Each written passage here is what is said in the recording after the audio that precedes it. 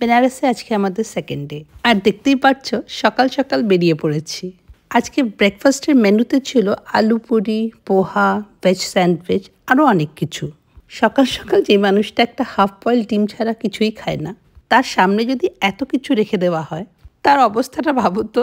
যাই হোক, এরকম একটা হেভি ব্রেকফাস্ট করে সারাদিনের জন্য একটা অটো ভাড়া করে আমরা চললাম রামনগর ফোর্টের দিকে। গুড মর্নিং বন্ধুরা, কেমন আছো তোমরা? আশা করছি তোমরা সকলে খুব খুব খুব ভালো আছো।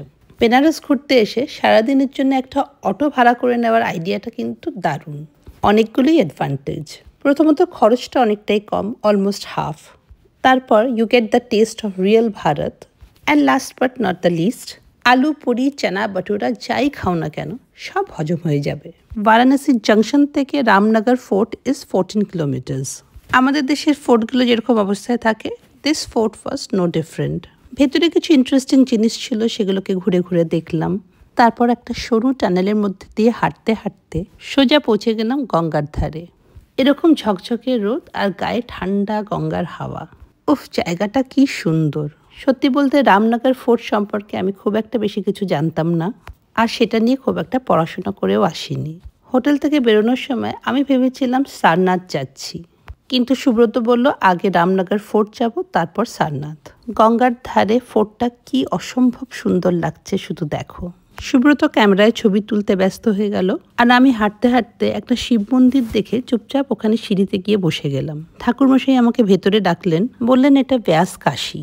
এই ফোর্ট অনেক পরে তৈরি হয়েছে, তার অনেক আগে ব্যাস মুনি এখানেই বসে ধ্যান করেছিলেন।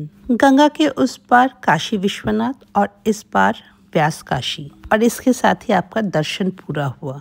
আমি ছুটে সুব্রতকে ডেকে আনলাম। দুজনে অনেকক্ষণ ওই মন্দিরে বসেছিলাম।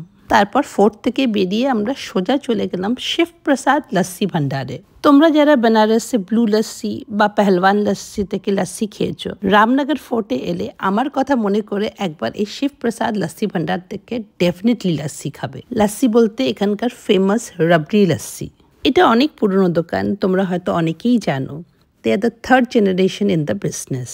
তারপর ওখান থেকে সারনাথের দিকে বেরিয়ে গেলাম। সারনাথ 5টা অবধি খোলা থাকে, হিসেব করে দেখলাম আমাদের সময়ের মধ্যেই হয়ে যাবে। বেনারস থেকে সারনাথ খুব একটা দূর না, এই 5.5 কিলোমিটার্স। তবে রামনগর থেকে সারনাথ যেতে হলে পুরো 14 কিলোমিটার্স কমপ্লিট করে বেনারস জাংশনে পৌঁছে তারপর সারনাথের দিকে যেতে হবে। অটোতে করে অলমোস্ট 1 ঘন্টার journey, but believe me, I thoroughly enjoyed this ride. বেনারসে একটা জিনিস আমি রিয়েলাইজ করেছি, লোকজনের মধ্যে অনেক পেশেন্স, ঝট করে কিন্তু রেগে যায় না। একটা রিক্সার সঙ্গে আরেকটা রিক্সার চাকা আটকে গেল, বা স্কুটারটাকে অটোটা একটু ঘষে বেরিয়ে গেল, রাগারাগি চেঁচামেচি কিছু না করে, কখনো পান খেতে খেতে বা এমনি একটু মাথা নাড়িয়ে হেসে বেরিয়ে গেল। গাড়ি চালানোটা অনেকটা এখানে ভিডিও গেম খেলার মতন। কিভাবে নিজেকে বাঁচাবে? সিটির মধ্যে বেশিরভাগ জায়গায় অটো, রিক্সা বা গাড়ি সবার স্পিড একই। যাই হোক, অটোর মধ্যে লাফাতে লাফাতে 1 ঘন্টার একটা লং ড্রাইভ নিয়ে ফাইনালি পৌঁছে গেলাম সারনাথে। সারনাথে কিন্তু আমি আগেও এসেছি, this is not my first time. Last যখন এসেছিলাম বাবা মার হাত ধরে এসেছিলাম, তখন হয়তো আমি ক্লাস 1 বা 2-এ। আমার বাবা ইন্ডিয়ান রেলওয়ে সার্ভিসে ছিলেন, and one of his early posting was in Mughalsarai. এখানে এসে I was having a feeling of deja vu. মনে হচ্ছিল আগের জন্মে হয়তো এগুলো দেখেছি। অশোকা পিলারের উপর লায়ন ক্যাপিটাল, ওই ব্যাক টু ব্যাক 4টে সিংহ, মনে হচ্ছিল আমি এখানে পুরোটাই দেখেছি। অথচ দেখছি ভাঙা পিলারটা বাইরে আর লায়ন ক্যাপিটালটা মিউজিয়ামের মধ্যে। মনে মনে ভাবছি এটা এখানে কি করে এলো।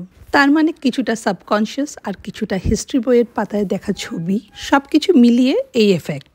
সারনাথের পরের ডেস্টিনেশনের অপেক্ষায় আমি আজকে সকাল থেকেই ছিলাম। ওখান থেকে বেরিয়ে অটো নিয়ে সোজা চলে গেলাম the most talked about Lakshmi চায়ওয়ালাতে। এতটাই ফেমাস যে ওখানে যে কোনো অটোওয়ালা, রিক্সাওয়ালা যাকেই বলবে সোজা তোমাকে ওখানে নিয়ে চলে যাবে। বিলিভ মি, ওদের চা আর মালাই টোস্ট জাস্ট অন্য লেভেলের।